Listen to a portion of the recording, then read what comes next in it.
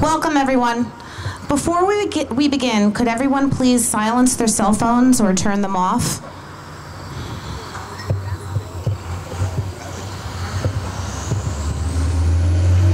Good morning, ladies and gentlemen. My name is Antonia Miranda. I'm the president of the American Legion Auxiliary, Unit 203.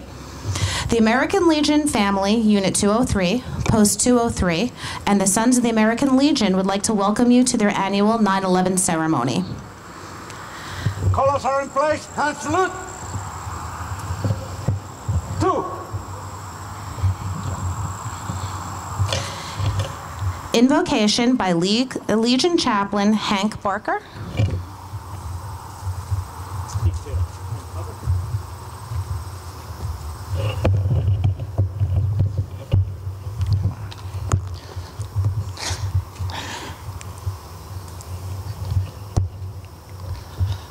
I planned to have all of this done before I stood up, but I just got to bring it up. There we go.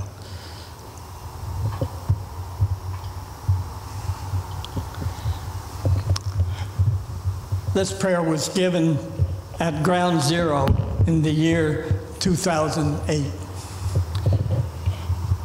Great God of love and compassion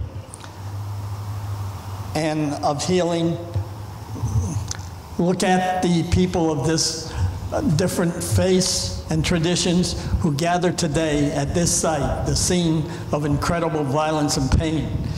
We ask you in your goodness to give eternal light and peace to all who die here.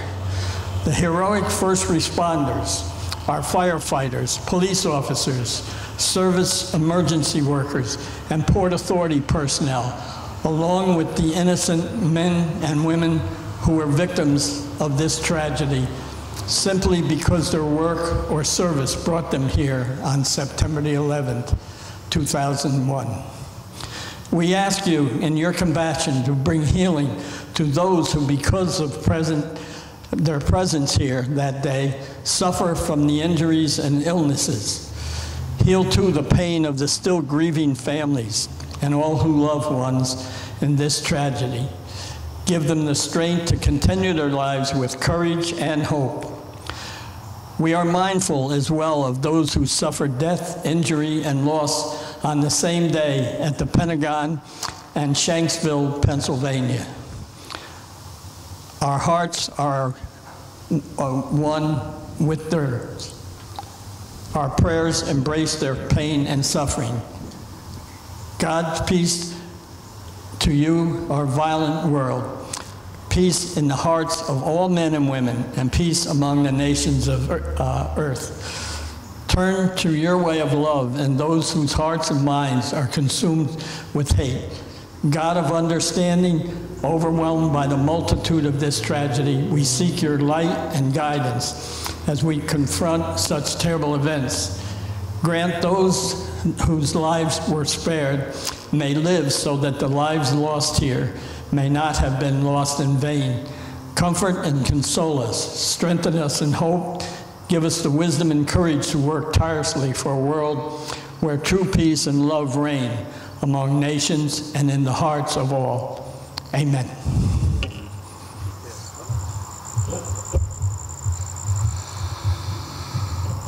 Please join American Legion 9th District Vice Commander Lewis Humphreys with the Pledge of Allegiance to our flag. I pledge allegiance to the flag of the United States of America and to the republic for which it stands, one nation, under God, indivisible, with liberty and justice for all.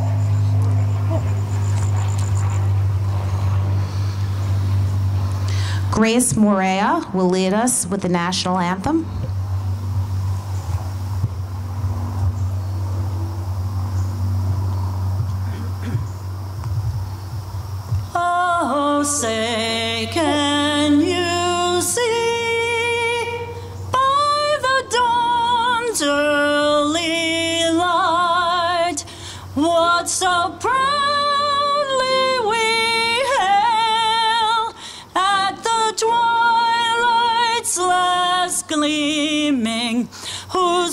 stripes and bright stars through the perilous fight.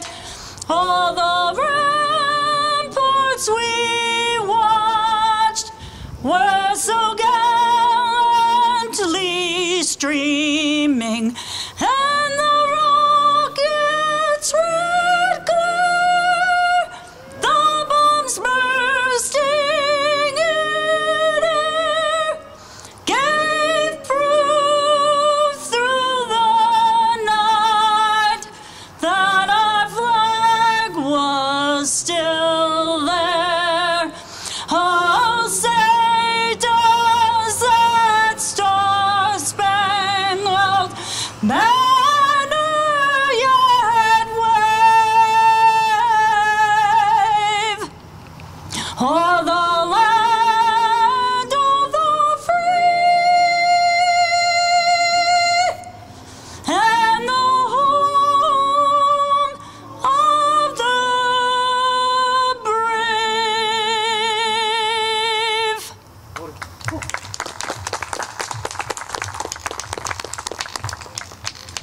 Mayor Randy Casal will do our introductions.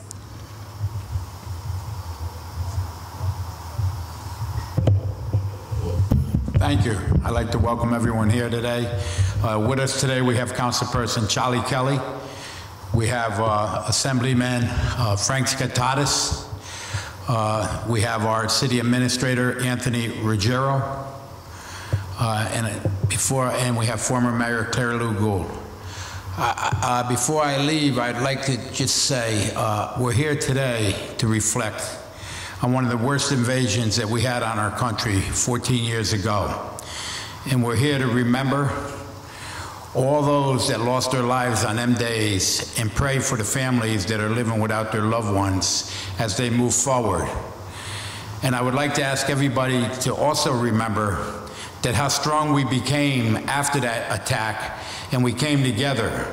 And today, what's going on around the world, we got to stay strong, and we got to support our first responders, and our police, our firemen, and our soldiers who are protecting us, because today, more than ever, we have incidents going like this all around the world, and we can't forget what happened here on 2011, because it can happen again unless we stand together and not get divided over issues. So I ask that from everyone that's here today, and please pray for our first responders, because every time they go out, they put their lives on the line to protect our freedoms. Thank you.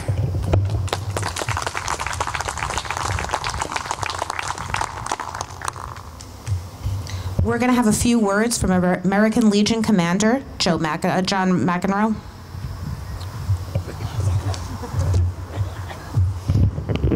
That could be Joe. You know, 14 years ago, it was a bright September morning. We started off kind of cloudy. It seems to be brightening up. 14 years ago, my daughter was 6. Now she's halfway through college. Things changed. We move on. In those 14 years, my college rugby club funded and raised a scholarship in memory of a guy named Rob Peraza, who was a Cantor employee and died on September 11th. Good things come out of bad times. Nearly 3,000 people died on that morning, and a large number in the ensuing following years. You know, we need to remember those as well. The guy who died, a firefighter who died 10 years after the attacks of September 11th, is still a victim of those days. Nearly 60,000 U.S. soldiers, sailors, airmen, and Marines have either been killed or grievously wounded in the ensuing 14 years. This is only notes. This is not a day for statistics, however. This is not a day for philosophy. This is a day to remember and mourn the 3,000 or so that were murdered that day. Today we need to also celebrate the valor, the fidelity, and the honor of the hundreds of police and firefighters who ran into those buildings as they were collapsing. Today we also need to celebrate the valor, fidelity, and honor of those 60,000, or those thousands of U.S. military as we remember and celebrate their brave actions. Abraham Lincoln, citing similar actions by similar Americans, noted that at Gettysburg, that this nation will not perish from the earth, and I truly believe that to be true. Today is a day to cherish and mourn and honor those who died both here and abroad. God bless each of you, and God bless the United States of America.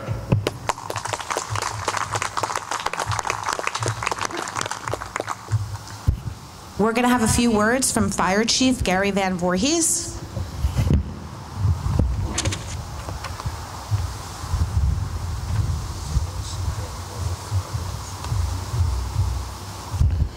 Thank you. On behalf of the City of Beacon, career firefighters, our volunteer firefighters, and also our first responders, our EMS, Beacon Volunteer Ambulance Corps, and the City of Beacon Police Department.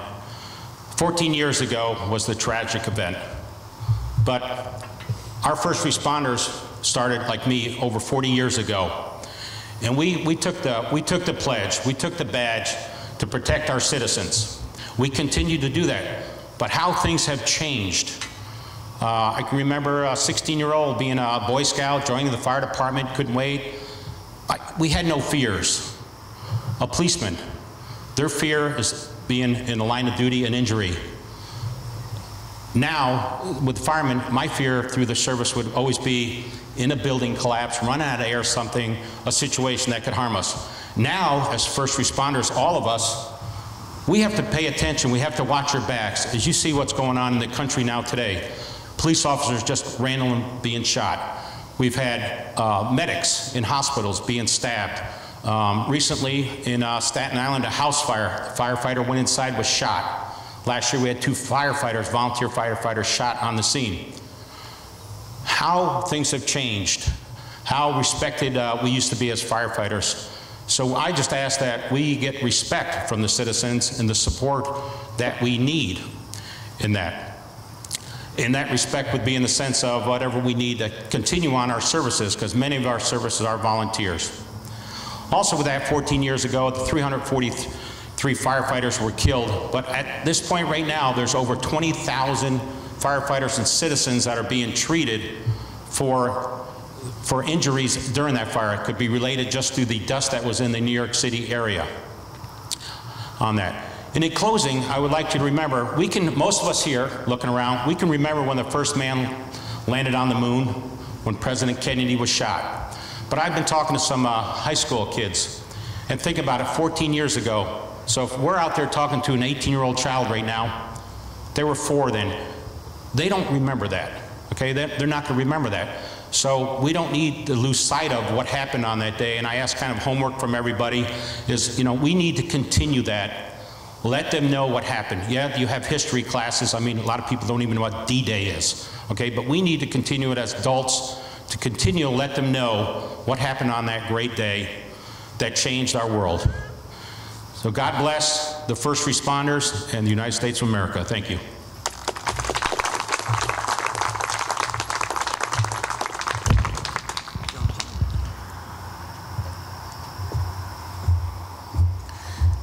Commander McEnroe and Junior Past Unit President Helen Reynolds will now lay the wreath.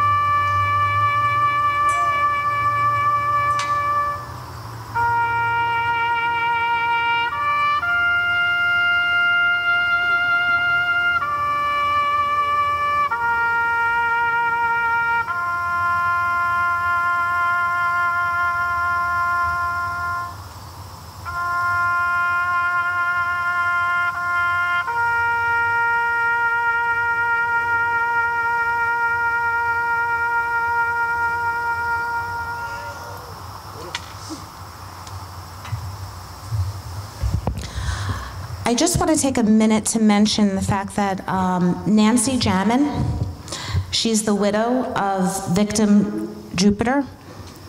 She usually attends our services. Today she's not here. Today she's attending a 9/11 memorial service in Poughkeepsie for the unveiling of a memorial dedicated to the Dutchess County victims. We're now going to continue with Hank Barker with the benediction.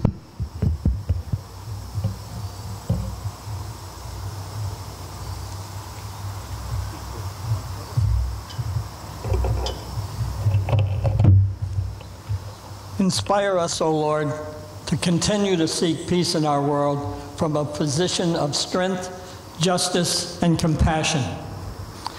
May we ever be ready